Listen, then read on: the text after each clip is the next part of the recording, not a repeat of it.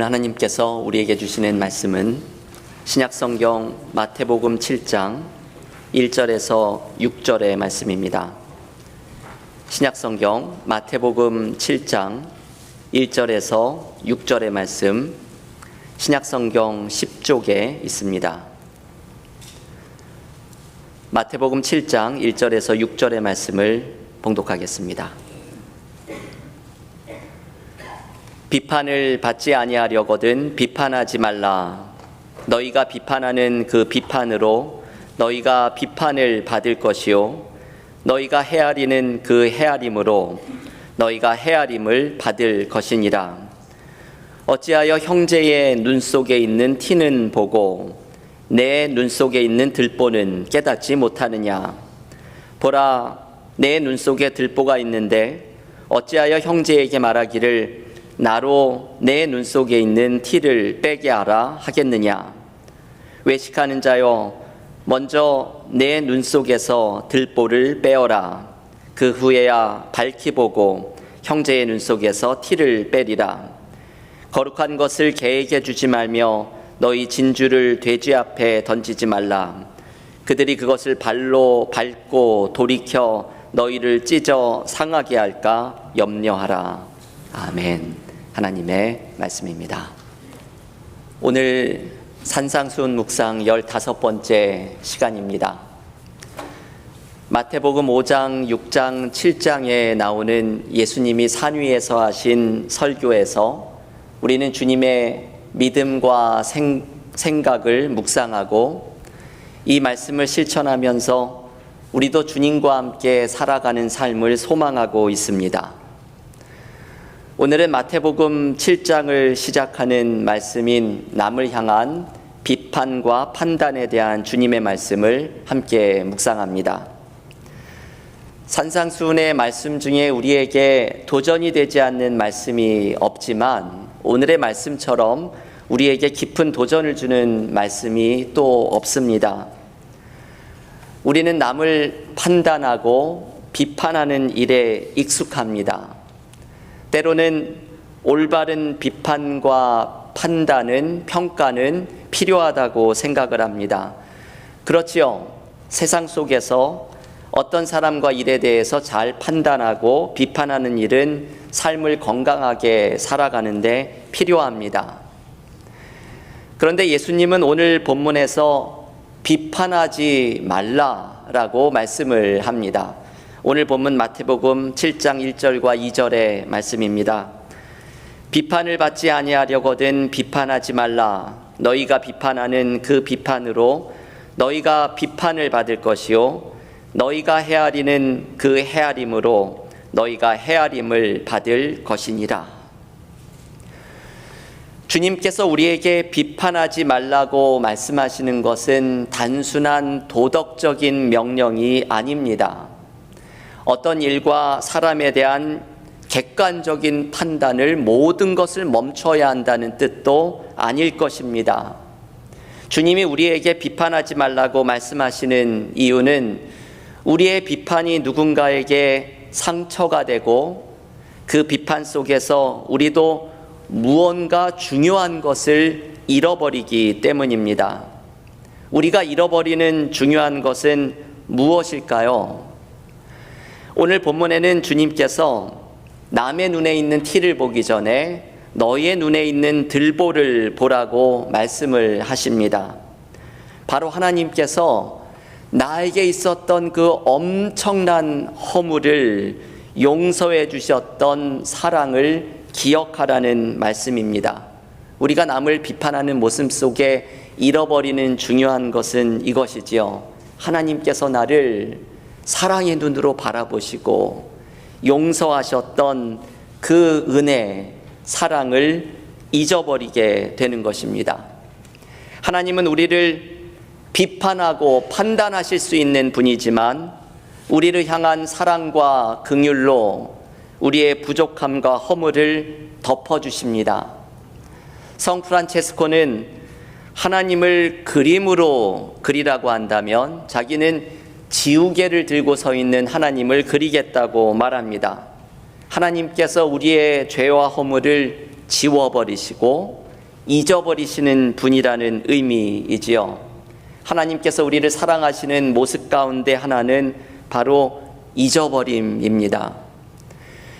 요즘 신약 성경을 전교인이 함께 통독을 하면서 지난 몇 주간은 고린도전서와 고린도 후서를 읽으면서 많은 은혜를 받았습니다. 얼마 전에 고린도전서 13장을 새벽 기도 시간에 묵상하는데 이 본문에 나오는 사랑의 특징을 묵상하면서 많은 은혜를 받았습니다.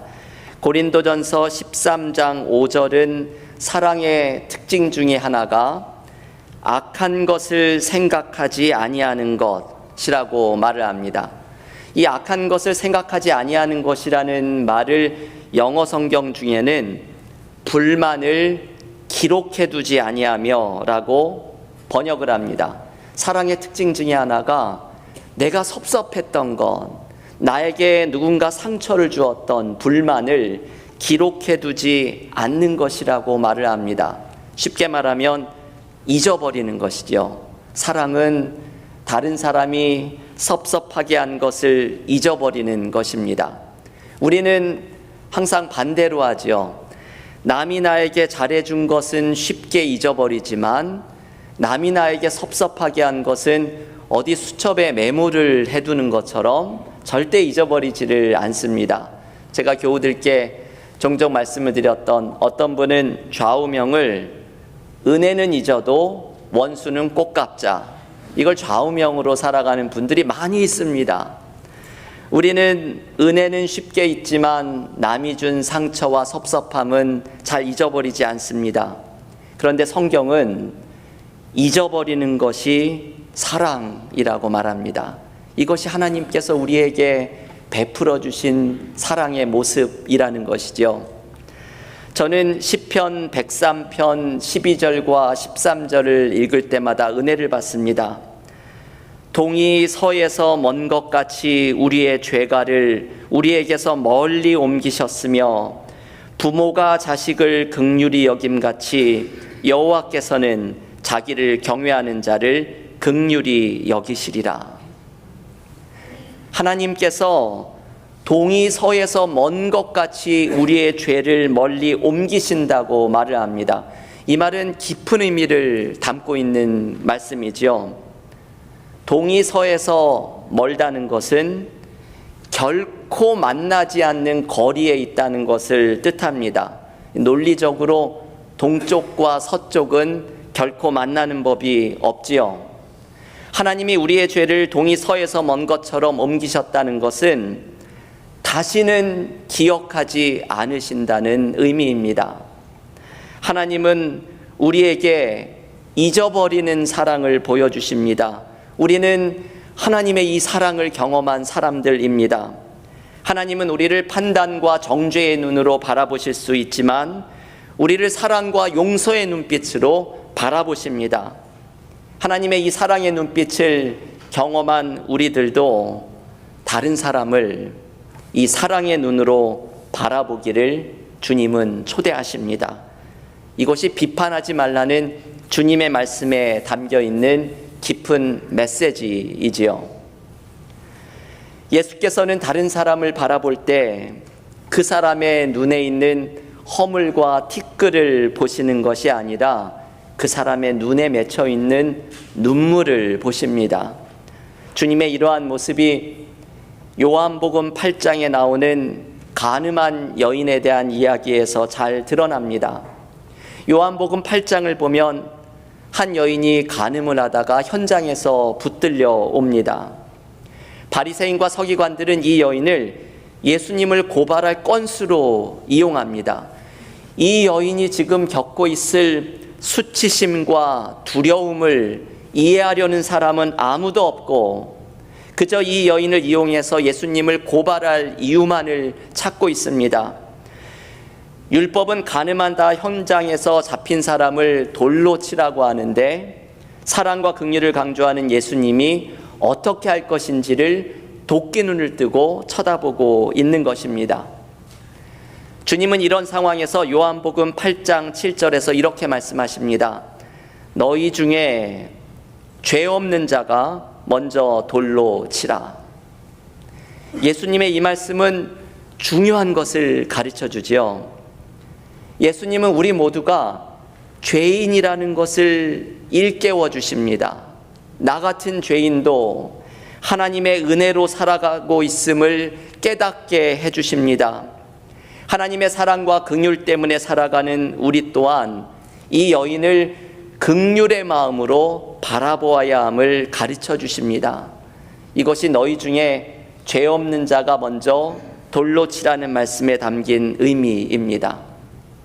주님의 이 말씀은 단순히 사람들의 도덕심을 자극하는 말이 아니라 우리가 나도 용서받은 죄인임을 깨닫고 나도 자비를 베푸는 사람으로 서야 한다는 초대의 말씀이 담겨 있습니다.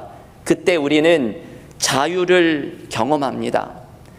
여러분, 남을 향한 판단과 정죄의 굴레에서 벗어나는 자유, 사랑하는 자에게 찾아오는 자유를 경험하는 것, 이것이 주님께서 우리에게 경험하라는 진짜 자유입니다. 누군가를 판단하고 정죄하며 상처를 주고 입히는 굴레에서 벗어나서 내가 받은 사랑을 기억하고 사랑하는 자로 설 때 우리는 자유함을 경험하게 됩니다. 한 책에서 어떤 연세 많은 여자 목사님의 아버지에 대한 이야기를 읽었습니다. 이 아버지는 한국 교회에서 존경받는 신학자이고 목사님이셨습니다. 하지만 이분은 가부장적이고 권위적인 분이어서 아내에게는 매정했고 자녀들에게는 사랑을 보여주지 않았습니다. 가정을 돌보는 일을 등한시했고 연구하고 책 쓰는 일, 교회를 돌보는 일에만 매달려서 정작 아내와 아이들에게는 상처를 많이 주었습니다. 그래서 이 아버지가 돌아가시기 전에 자녀들과 진정으로 화해하기를 바라는 마음으로 목사가 된 딸이 아버지에게 장문의 편지를 써서 보내었습니다. 아버지가 잘못한 일과 가족들에게 상처를 준 일에 대해서 말하면서 가족들에게 내가 용서를 구한다, 사랑한다, 이 말 한마디를 해달라는 간곡한 부탁이었습니다. 하지만 아버지에게 돌아온 것은 용서해달라는 한마디가 아니라 오히려 딸에게 회개하라는 한마디였습니다. 아버지는 딸에게 다음의 성경 구절을 적어 보내었습니다. 출애굽기 21장 17절, 자기의 아버지나 어머니를 저주하는 자는 반드시 죽일지니라. 이분은 존경받는 신학자이고 목사님일지는 몰라도 사랑으로 자유함을 누리는 분은 아닙니다.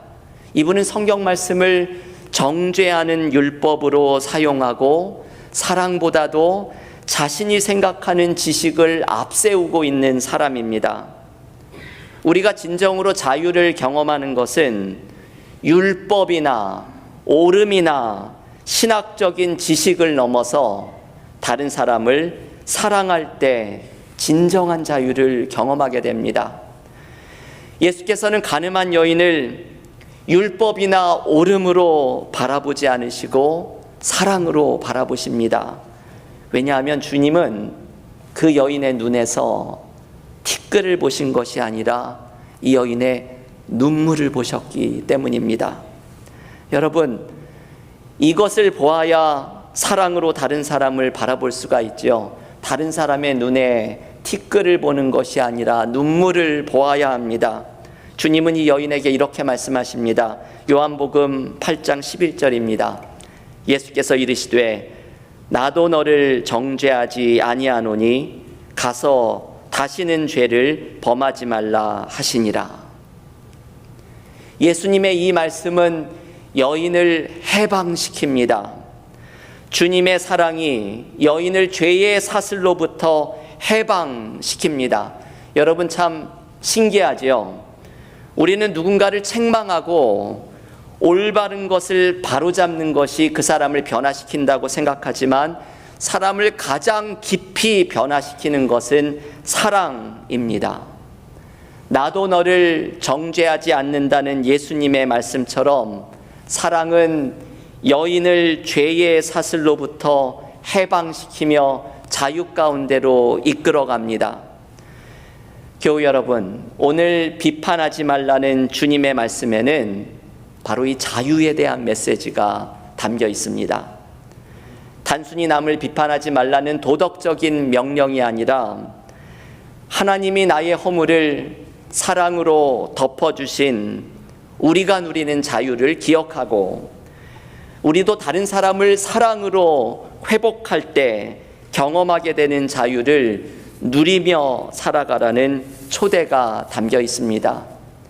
우리가 그 허물과 죄를 용서하신 하나님의 사랑을 기억하고 우리도 다른 사람의 눈에 있는 눈물을 바라보면서 사랑으로 회복시키는 자유를 경험하는 은혜가 넘치기를 간절히 기원합니다. 오늘 주님의 이 말씀을 생각하면서 우리는 떠나온 조국의 분단의 아픔을 떠올립니다. 오늘 주일은 특별한 날입니다. 오늘이 6월 25일, 바로 제73주년이 된 6.25 전쟁 기념일입니다.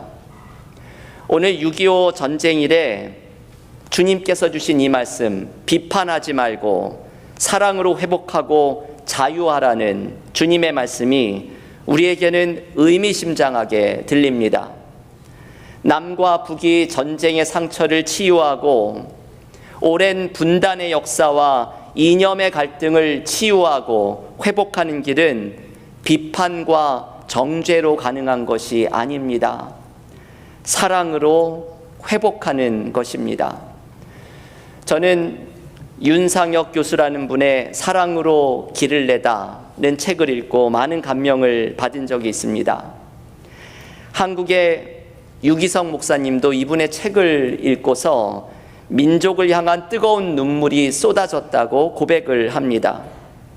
이분은 북한에서 의료 선교를 하는 분입니다. 북한에서 의료 선교를 한다는 것이 가능하냐고 물을 뿐이 있겠지만 실제 이분은 의사로 북한에 살면서 그리스도의 사랑을 전하려고 애쓰는 분입니다. 이분의 이력이 참 특이합니다. 한국에서 살다가 대학 때 미국으로 건너가 재활치료 박사까지 하고 미국인 여자를 만나 결혼을 하였는데 이 미국인 아내가 북한 선교에 대한 비전을 가지고 있어서 결국 북한에 들어가 사역을 하게 됩니다. 이분이 북한에 가서 사역을 하고 싶다는 말을 했을 때 친한 장로님이 한 번도 화를 낸 적이 없는 분이 화를 내면서 이렇게 말을 했다고 합니다. 북한에 간다고요? 윤 선생은 공산당이 내려와서 자기 삼촌을 죽창으로 찔러 죽이는 것을 본 적이 없지요? 만약에 그 광경을 목격했다면 그들은 사람이 아니라 짐승이라는 걸 아실 거요. 앞으로 윤 선생이 평양에서 만날 이들은 사람이 아니요. 6.25 전쟁을 겪었던 이 장로님은 화를 내면서 이분에게 소리를 질렀습니다. 전쟁 세대들에게는 이러한 아픔과 마음의 상처가 있습니다. 돌아가신 저희 어머니도 6.25 전쟁을 겪으면서 고통을 당하셨던 이야기를 얼마나 자주 나누어 주셨는지 모릅니다. 윤상혁 교수는 이 장로님의 말을 듣고서 자신이 북한에 들어가게 되면 한국의 어른 세대들이 왜 북한 사람을 그렇게 싫어하는지를 설명하겠다고 말했습니다. 그래서 나중에 북한에 들어가게 되었을 때 기회가 될 때마다 이 장로님과 나눈 대화를 소개하고 한국의 어른 세대들, 전쟁 세대들의 상처와 아픔을 나누었습니다. 그런데 참 놀라운 것을 경험했다고 말을 합니다. 이런 이야기를 하면 북한 사람들이 눈에 불을 켜고 달려들 줄 알았는데 오히려 숙연하게 고개를 끄덕이며 들어주었다는 것입니다. 그러면서 이분은 깨달았습니다. 상대를 이해하고 아픔을 함께 치유하며 화해의 길을 찾아나가는 것이 남과 북을 치유하고 통일을 향해 걸어가는 길임을 깨달았습니다. 그래서 이분은 북한에서 장애 아이들을 입양하고 치료하는 일에 헌신하면서 자신의 사역이 남과 북을 위해 사랑으로 길을 내는 사역이 되기를 바라고 있습니다. 저는 이 책을 읽고서 왜 유기성 목사님이 민족을 위한 눈물을 뜨겁게 쏟아냈는지를 알 수 있었습니다. 이 책을 읽으면서 저도 마음이 많이 아팠습니다. 북한에서 어려움 속에 있는 사람들, 장애 아이들의 모습에 마음이 아팠고, 분단의 역사 속에 얽혀있는 남한과 북한의 상처들과 깊은 골에 마음이 아팠고, 이것을 어떻게 풀어가야 할지 모를 답답함에 마음이 아팠습니다. 그런데 그리스도인인 우리는 중요한 방법을 알고 있습니다. 사랑으로 회복하는 것입니다. 남과 북이 서로 비판하고 정죄하는 길을 가는 것이 아니라 복음의 능력으로, 하나님의 사랑으로 함께 치유되고 회복하며 화해의 길을 찾아가는 것입니다. 그리스도인들은 이를 위해서 기도해야 합니다. 여러분, 그리스도인은 나라와 민족을 위해 기도해야 하는 사명을 받았습니다. 한반도의 평화와 통일을 위해서 그리스도인들은 기도해야 합니다. 그 가장 중요한 방법은 사랑으로 회복하고 복음의 능력으로 치유되며 하나님의 사랑 속에 화해의 길을 찾아나가는 것입니다. 여러분, 통일은 하나님이 이루시는 일입니다. 우리는 사랑으로 회복하는 길을 열어달라고 기도하면서 나아가야 합니다. 교우 여러분, 오늘 주님께서는 비판하지 말라고 말씀합니다. 이 말에 담겨 있는 자유를 경험하십시오. 하나님께 받은 용서와 사랑을 기억하고, 나도 다른 사람의 눈에서 티끌을 보는 것이 아니라 눈물을 보며 사랑하기를 기도하십시오. 이 속에서 경험하는 자유를 누리십시오. 남과 북이 서로를 판단하고 정죄하는 것이 아니라 사랑으로 화목의 길을 찾아나가는 은혜를 위해 기도할 수 있기를 원합니다. 비판과 정죄를 넘어서 사랑 속에서 경험하는 자유를 풍성히 경험하는 그리스도인과 떠나온 조국이 되기를 주님의 이름으로 간절히 축원합니다. 기도하겠습니다.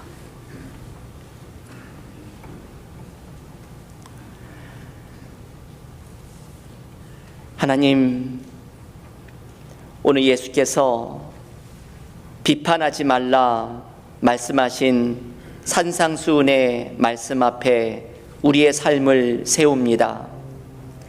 우리는 남의 눈에 있는 티끌을 바라보고 얼마나 판단하고 정죄하며 나의 생각과 옳음을 내세웠던 적이 얼마나 많았는지 모릅니다. 남을 비판하고 정죄하며 상처를 입는 관계 속에서 경험했던 굴레를 벗어나고 하나님이 나에게 주신 사랑을 기억하며 사랑하는 자로 설 때에 경험하는 자유를 누리라고 주님께서는 초대하십니다. 주님이 우리에게 보여주셨던 것처럼 우리가 가정에서 식구들을 바라볼 때에, 일터에서 동료를 바라볼 때에, 교회 안에서 교우를 바라볼 때에 내가 하나님께서 나를 사랑과 긍휼의 눈으로 바라보셨고 주님이 그 사람의 눈에서 티끌 대신 눈물을 보셨던 것처럼 우리도 사랑으로 회복하는 그리스도인들 되게 하여 주시사 사랑 가운데 비판하지 않고 품어주며 회복하는 길 속에서 진정한 자유를 누리게 하여 주시옵소서. 오늘 6.25 73주년을 맞이하는 날, 떠나온 조국의 상처와 아픔을 하나님께 올려드립니다. 그 상처를 치유하며 온 민족이 기도하는 통일을 이루어 가실 분은 하나님밖에 없음을 고백하며 나아갑니다. 그리스도인들에게 나라와 민족을 위해서 역사를 위해 기도하라고 하셨는데 기도하지 못했던 우리들의 죄를 하나님께 회개하며 나아갑니다. 오직 복음의 능력으로 치유하시며 하나님의 사랑으로 회복시켜 주시고, 그래서 그 깊은 골과 분단의 역사와 전쟁의 상처 속에 찢어져 있는 한반도에 주님이 주시는 평화와 하나님이 이루어 가시는 통일의 역사가 임하게 하여 주시옵소서. 이 모든 말씀 예수님의 이름으로 기도하옵나이다. 아멘.